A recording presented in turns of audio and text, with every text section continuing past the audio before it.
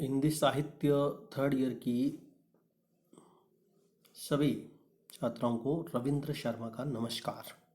आज हम आचार्य रामचंद्र शुक्ल की निबंध शैली की विशेषताओं पर चर्चा करेंगे। आचार्य रामचंद्र शुक्ल के कृतित्व और उनकी निबंध शैली हिंदी साहित्य में अपना बहुत महत्वपूर्ण स्थान रखती है। आचार्य रामचंद्र शुक्ल हिंदी के ऐसे प्रथम गंभीर आलोचक और साहित्य के इतिहासकार हैं जिन्होंने अपनी बहुमुखी प्रतिभा से काव्य शास्त्रीय और आलोचनात्मक विषयों पर निबंध लिखे और उस आधार पर निबंध को पहली बार किसी ने अ, हल्की रचना से ऊपर उठाकर यह बताने का प्रयास किया कि निबंध हिंदी गद्य साहित्य की एक महत्वपूर्ण विधा है जिसे हल्की रचना मानना बिल्कुल गलत है। आचार्य रामचंद्र शुक्ल ने अपने सैद्धांतिक, व्यवहारिक और आलोचनात्मक निबंधों के माध्यम से हिंदी साहित्य के आगे के निबंधकारों के लिए मार्ग प्रशस्त किया था। हिंदी साहित्य का इतिहास लिखकर उन्होंने एक प्रकार से हिंदी के न केवल पाठकों वरन सामान्य पाठकों और प्रतियोगी परीक्षा में सम्मिलित होने वाले परीक्षार्थियों सभी दृष्टिकोण से हिंदी साहित्य को एक सुव्यवस्थित रूप में उन्होंने प्रस्तुत किया। यद्यपि यह ध्यान रखें कि उनका हिंदी साहित्य का इतिहास पहले एक निबंध के रूप में ही प्रकाशित हुआ था, जिसे बाद में उन्होंने विस्तृत रूप देकर हिंदी साहित्य का इतिहास लिखा था। ऐतिहासिक आलोचना को प्रामाणिक रूप यदि हम प्रदान करने की बात करें तो आचार्य रामचंद्र शुक्ल का कोई सानी नहीं है। आचार्य रामचंद्र शुक्ल ने हिंदी निबंध को न केवल गंभीरता से युक्त किया वरन उसे विश्व स्तर तक उसको एक सुदृढ़ रूप प्रदान किया। जो हिंदी निबंध बहुत हल्की रचना मानी जाती थी, आचार्य शुक्ल से पहले उन्होंने अपने बहुमुखी प्रतिभा से इस ऐसे निबंध लिखे जिसके माध्यम से उन्होंने निबंध को हिंदी साहित्य के निबंध को विश्व स्तर तक का रूप प्रदान किया। हिंदी निबंध को वर्णन एवं विवरण की शैली से यदि हम कहीं पहली बार बाहर निकालने का किसी ने प्रयास किया तो वो भी आचार्य रामचंद्र शुक्ल ही थे। आचार्य रामचंद्र शुक्ल की ख्याति वैसे एक कहानीकार, आलोचक, इतिहासकार, कवि इन सब रूपों में प्रसिद्ध रही है। शायद आपको इस बात की जानकारी नहीं होगी कि हिंदी की जो पहली कहानी है उसको लिखने का श्रेय भी कई विद्वान आचार्य रामचंद्र शुक्ल को देते हैं। आचार्य रामचंद्र शुक्ल की कहानी 11 वर्ष का समय को कई विद्वान हिंदी की पहली कहानी तक मानते हैं। आचार्य रामचंद्र शुक्ल की ख्याति एक समालोचक और एक निबंधकार के रूप में वैसे अधिक रही है। उनके जो जितने भी ग्रंथ हैं, चाहे वो तुलसी ग्रंथावली, जायसी ग्रंथावली आदि या अन्य, वो सभी जो ग्रंथ हैं वह हिंदी साहित्य के एक मार्गदर्शक के रूप में देखने में मिलते हैं। शुक्ल जी ने 2 नाटक भी लिखे थे, एक तो हास्य विनोद और दूसरा पृथ्वीराज। क्षमा करें, शुक्ल जी ने जो 2 नाटक लिखे थे उसमें एक पृथ्वीराज और दूसरा हास्य विनोद था, लेकिन एक इनका प्रबंध काव्य भी है जिसका नाम बुद्ध चरित्रा है। मनुष्य के जीवन की विभिन्न जो भाव होते हैं उन भावों पर इतनी सूक्ष्म जो विश्लेषण है वह आचार्य रामचंद्र शुक्ल ने अपने चिंतामणि निबंध संग्रह में किया है। हिंदी साहित्य के अत्यंत जटिल विषयों पर सरल शैली में आलोचना उन्होंने आचार्य शुक्ल ने जो लिखी है वह बहुत प्रसिद्ध हुई है। उनके कई ऐसे सैद्धांतिक या व्यवहारिक आलोचना या समीक्षात्मक आलोचना के क्षेत्र में जो निबंध हैं वो बहुत प्रसिद्ध हुए हैं। जैसे उदाहरण के रूप में काव्य में लोक मंगल की साधन अवस्था, कविता क्या है, साधारणीकरण व व्यक्ति वैचित्र्यवाद, काव्य में अभिव्यंजनावाद, काव्य में रहस्यवाद आदि जितने भी उनके सैद्धांतिक, व्यवहारिक और ऐतिहासिक जो निबंध हैं वे निबंध शैली के दृष्टिकोण से बहुत महत्वपूर्ण स्थान तो रखते ही हैं, साथ ही आचार्य शुक्ल की आलोचना के क्षेत्र में भी बहुत प्रसिद्धि प्रदान करते हैं। आचार्य शुक्ल के प्रिय कवि तुलसी हैं। तुलसी के जो भक्ति मार्ग से संबंधित उनका ग्रंथ जो मानस है वह उसकी तो अनेक समीक्षकों ने बहुत प्रशंसा की है। हमारा जो प्रश्न है वह यह कि आचार्य रामचंद्र शुक्ल ने जितने भी निबंध लिखे हैं उनमें उनकी क्या क्या विशेषताएं देखने को मिलती है। सबसे पहले तो हम देखें तो उनमें व्यक्तित्व की जो छाप है वह अधिक देखने को मिलती है। आचार्य शुक्ल एक ऐसे निबंधकार हैं जिनका निबंध पढ़ते ही लेखक को पता चल जाता है कि यह आचार्य शुक्ल का निबंध है। इस तरह की व्यक्तित्व की छाप बहुत कम निबंधकारों में देखने को मिलेगी। शुक्ल जी ने जितने भी मनोविकार संबंधी निबंध लिखे हैं जो चिंतामणि में हैं, भय, क्रोध, लज्जा, ईर्ष्या आदि, इन सब भावों पर उन्होंने जो अपनी सूक्ष्म व्याख्या की है उसमें उनका व्यक्तित्व हर जगह जागृत होता है। पाठ्य पुस्तक में जो आपका क्रोध निबंध दिया हुआ है उसकी शुरुआत की जो यदि कोई 2 लाइन, यदि किसी मान लीजिए कि उसके लेखक का नाम किसी को पता ही नहीं, तो शुरुआत की 2 लाइनों से ही, 2 पंक्तियों से ही कोई ये बता सकता है कि आचार्य शुक्ल का ही निबंध है। आचार्य शुक्ल जो जिस शैली में लिखते हैं उससे यह पता चल जाता है। उदाहरण के रूप में जैसे शुक्ल जी का यह कहना कि क्रोध दुख के चेतन कारण से साक्षात्कार या अनुमान से उत्पन्न होता है। साक्षात्कार के समय दुख और उसके कारण के संबंध में का परिज्ञान आवश्यक है। 3-4 महीने के बच्चे का कोई हाथ उठाकर मार दे तो उसने हाथ उठाते देखा पर अपनी पीड़ा और उस हाथ उठाने से क्या संबंध यह वह नहीं जानता, केवल रोकर अपना दुख मात्र प्रकट कर देता है। सामाजिक जीवन में क्रोध की जरूरत बराबर पड़ती है। यदि क्रोध न हो तो मनुष्य दूसरों के द्वारा पहुंचाई जाने वाले बहुत से कष्टों की चित्त निवृत्ति का उपाय ही नहीं कर सके। यह शैली यदि हम किसी को कहें कि इसमें लेखक का नाम बताएं तो कोई तुरंत बता सकता है कि यह आचार्य शुक्ल का निबंध है। इसी तरह उनके निर्गुण, निराकार, ब्रह्म या अन्य जितने भी भक्ति प्रेम संबंधी जो उनके निबंध विषय पर, वो सभी इसी शैली में हैं जिसमें उनका व्यक्तित्व स्पष्ट झलकता है। आचार्य शुक्ल के निबंधों की एक दूसरी महत्वपूर्ण विशेषता यह है कि शुक्ल जी के निबंधों का विषय अत्यंत गंभीर रहा है। ज़्यादातर उन्होंने विचारात्मक शैली में ओतप्रोत निबंध लिखे हैं। उन निबंधों में चिंतामणि में संग्रहित निबंधों के अलावा जितने भी उनके ऐतिहासिक और समीक्षात्मक संबंधी निबंध हैं वे सभी शामिल होते हैं। जैसे पाठ्य पुस्तक में जो क्रोध निबंध के हर जगह आपको क्या है, इस उत्तर में आपको उदाहरण रखने होंगे।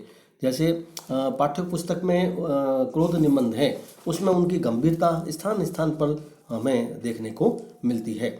जब वे कहते हैं कि क्रोध दुख के चेतन कारण के साक्षात्कार या परिज्ञान से होता है, अतः एक तो जहाँ कार्य कारण के संबंध में ज्ञान में त्रुटि या भूल होती है वहाँ क्रोध धोखा देता है। दूसरी बात यह कि क्रोध करने वाला जिस ओर से दुख आता है उसी ओर देखता है, अपनी ओर नहीं। इस प्रकार की गंभीरता उनके लगभग सभी निबंधों में देखने को मिलती है। यदि लोक जागरण और भक्ति काव्य उनका एक बहुत प्रसिद्ध निबंध है, उसकी मैं कुछ पंक्तियां बता रहा हूँ आपको, उससे भी आपको पता चलेगा कि उनके निबंधों में गंभीरता, हर निबंधों में गंभीरता स्थान स्थान पर देखने को मिलती है। भक्ति की निष्पत्ति श्रद्धा व प्रेम के योग से होती है। जहाँ श्रद्धा व पूज्य बुद्धि का समन्वय होता है वहाँ धर्म से होता है, और उसको छोड़कर प्रेम लक्षणा भक्ति ही वह अवश्य विलासिता से ग्रसित हो जाती है। आचार्य शुक्ल के निबंधों की एक महत्वपूर्ण विशेषता है कि वह गंभीर तो होने के कारण वो बौद्धिक प्रधान भी हो गए हैं। बौद्धिक प्रदान इस रूप में है कि सामान्य व्यक्तियों के लिए आचार्य शुक्ल के निबंधों को समझना थोड़ा कठिन है। वो निबंध विशेष रूप से हम कह सकते हैं कि साहित्य के जो पाठक हैं उसे ही पढ़ने के दृष्टिकोण से उन्होंने लिखे हैं।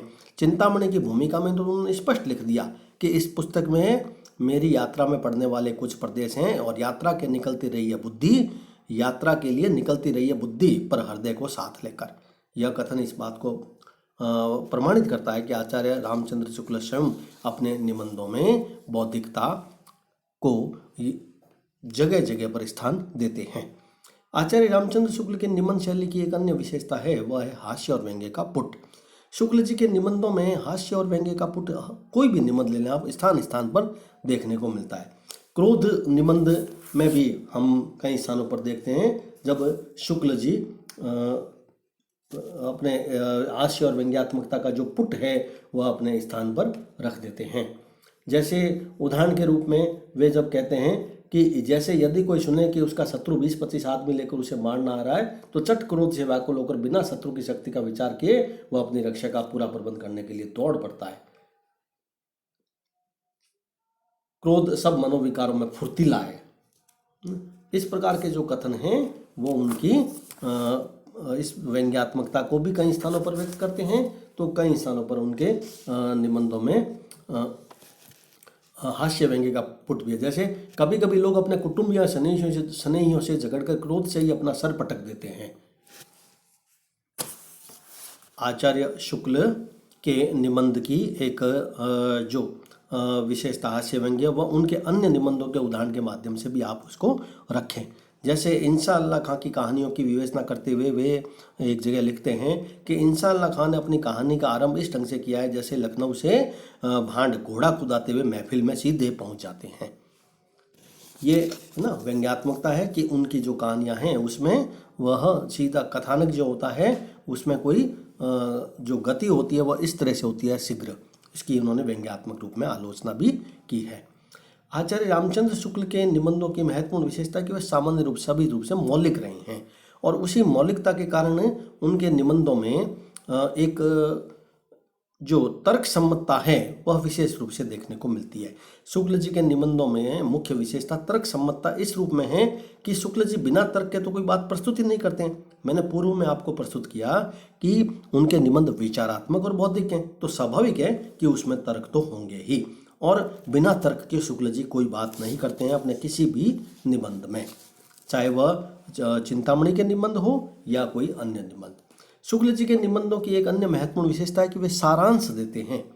शुक्ल जी के निबंध बौद्धिक होने के कारण से बहुत जगह जटिल बन गए, इसलिए शुक्ल जी इस बात को स्वयं समझते थे और अपने निबंध की विषय वस्तु को सामान्य जन ग्रहण कर सकें, उसको बोधगम्य बनाने के लिए अंत में वे हर निबंध में मैंने देखा है कि वे सारांश देते हैं। वे लिखते हैं सारांश यह है कि चाहे वह क्रोध निबंध है, चाहे वह हिंदी साहित्य का कोई अन्य निबंध है। मैंने आपको पूर्व में कहा कि इस प्रश्न के उत्तर में आपको कई उदाहरण देने पड़ेंगे, तो आपको मैं क्रोध निबंध का जो उदाहरण है वह स्वयं आप अपनी पुस्तक पाठ्य पुस्तक है उससे आप इसको उदाहरण के रूप में परीक्षा में आप उसको उतार देंगे। मैं एक अन्य उदाहरण आपको प्रस्तुत कर रहा हूँ जो उनके निबंध लोक जागरण और भक्ति काव्य से संबंधित है, जब वे लिखते हैं कि सारांश यह है कि ईश्वर पूजा की अनेक विभिन्न बाहरी विधानों पर से ध्यान हटाकर जिसके कारण से भेदभाव हुआ वे शुद्ध सात्विक जीवन में कभी स्थान नहीं रखती। शुक्ल जी के जो हमारा निबंध है क्रोध, उसमें भी एक जगह पर वे सारांश यह है का उदाहरण देते हैं। तो आप अपने पाठ्य पुस्तक में इस प्रकार के उदाहरण को भी अपने उत्तर में दे सकते हैं। शुक्ल जी के निबंध शैली में समीक्षा और गवेषणा ये दो बहुत प्रबल पक्ष हैं। समीक्षात्मक रूप में उन्होंने सैद्धांतिक व व्यवहारिक समीक्षा लिखी और व्याख्यात्मक शैली के अंतर्गत शुक्ल जी ने व्यवहारिक समीक्षा का प्रयोग किया और मनोवैज्ञानिक संबंधी निबंधों में उन्होंने भावात्मक शैली का प्रयोग किया।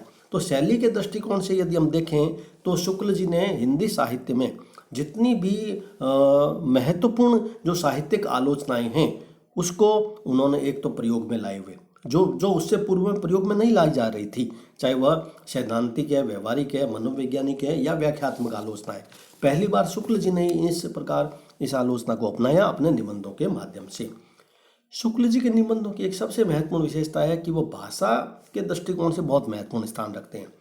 एक हिंदी का पाठक यानी सामान्य पाठक भी उनके निबंध को जब पढ़ता है तो सामान्य रूप से वो क्या होता है, समझ तो जाता है अवश्य, क्योंकि वे इस प्रकार की शब्दावली का प्रयोग करते हैं कि सामान्यतः सभी पाठक उसको समझ सके। क्रोध निबंध में चिंतामणि के या कोई अन्य निबंध भय, क्रोध, घृणा, लज्जा आदि उन सभी निबंधों में जो उन्होंने भाषा का प्रयोग किया है वह सामान्य पाठक की भी समझ में आसानी से आता है।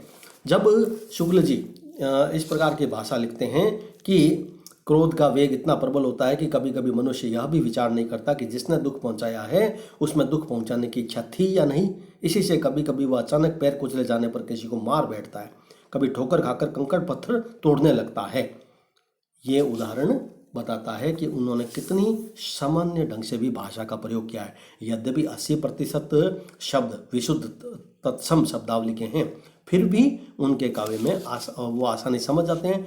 एक सबसे बड़ी बात है, शुक्ल जी ने जितने भी विदेशी भाषाओं के शब्द थे उनका भी प्रयोग किया और तद्भव शब्दावली का भी स्थान स्थान पर अधिक प्रयोग किया। वे बहुत सामान्य शब्द जो तद्भव में यानी आम बोलचाल में जो प्रचलित थे उनका भी निबंधों में भी प्रयोग करते हैं। आप क्रोध निबंध में कई उदाहरण आपको ऐसे मिल जाएंगे जिसमें वे विशुद्ध तत्सम के अलावा तद्भव और विदेशी भाषाओं के शब्दों का प्रयोग भी करते हैं।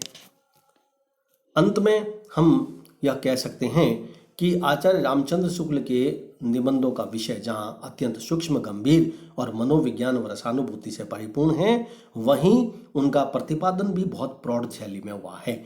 एक और तो चिंतन की मौलिकता और विवेचन की गंभीरता, विश्लेषण की सूक्ष्मता, तो वहीं दूसरी ओर शुक्ल जी की व्यक्तिकता, भावात्मकता और हास्य व्यंग्यात्मकता के दर्शन उनके सभी निबंधों में देखने को मिल जाते हैं।